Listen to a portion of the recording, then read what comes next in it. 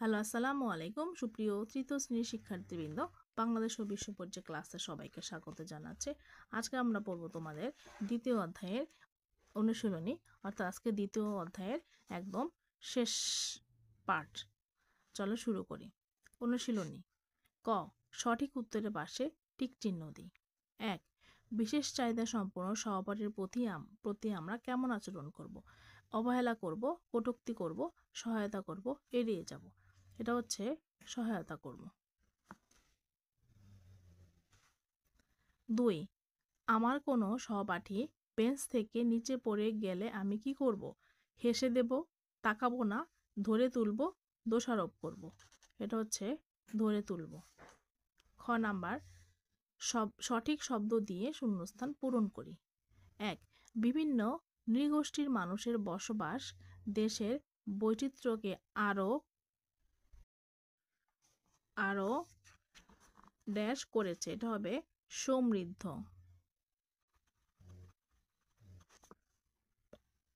2, আমরা একে অন্যকে ড্যাশ করব, তবে সহায়তা।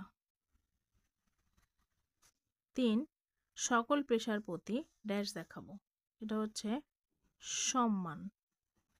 4, পরিবারে ছেলে ও মেয়ে সকলের ড্যাশ অধিকার রয়েছে। এটা হলো সমান। 5, সকলে ড্যাশ কাজ করলে পরিবার ও দেশের উন্নতি হয়। এটা হবে একসঙ্গে।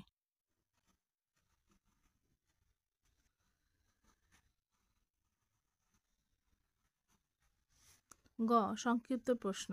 1, বাসার কাজ কিভাবে করলে সহজ হয়?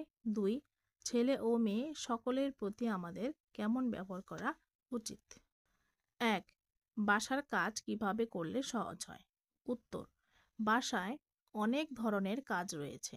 ছেলে ও মেয়ে সকলেরই সকল কাজ করার যোগ্যতা রয়েছে। বাসার এসব কাজ ছেলে ও মেয়ে সকলে মিলে করলে সহজ হয়। 2, ছেলে ও মেয়ে সকলের প্রতি আমাদের কেমন ব্যবহার করা উচিত? উত্তর, পরিবারে ছেলে ও মেয়ে সকলের সমান অধিকার আছে। ছেলে ও মেয়ে সকলেরই সকল কাজ করার যোগ্যতা রয়েছে। বাসায় ও বাইরের কাজের ক্ষেত্রেও ছেলে ও মেয়ে সকলেই সমান। তাই পরিবারে ছেলে ও মেয়ে সকলের প্রতি আমাদের সমান সম্মান দেখানো উচিত। ঘ, বর্ণনামূলক প্রশ্ন। 1, কিভাবে আমাদের মাঝে সম্প্রীতি গড়ে ওঠে? 2, বিশেষ চাহিদা সম্পন্ন সহপাঠীর সাথে আমি কিরূপ আচরণ করব?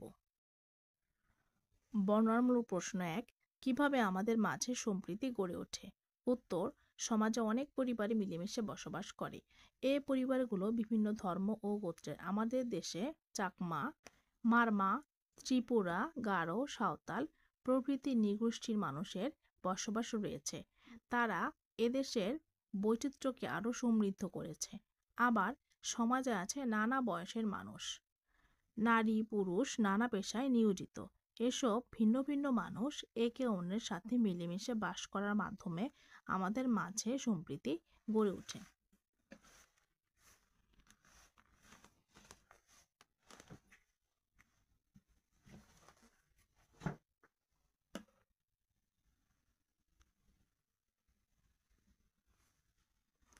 প্রশ্ন 2, বিশেষ চাহিদা সম্পন্ন সহপাঠীর সাথে আমি কিরূপ আচরণ করব?